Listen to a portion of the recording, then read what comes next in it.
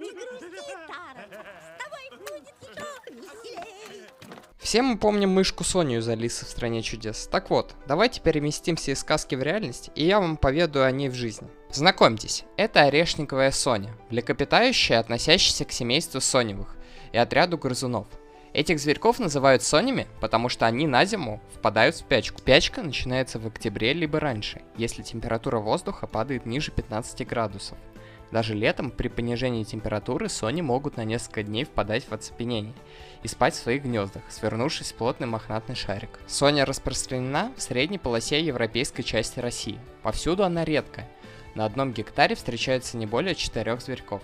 Длина тела этого малыша 15 сантиметров, масса тела 15-25 грамм. Средняя продолжительность жизни орешковой сони 3 года. В неволе они доживают до 6 лет.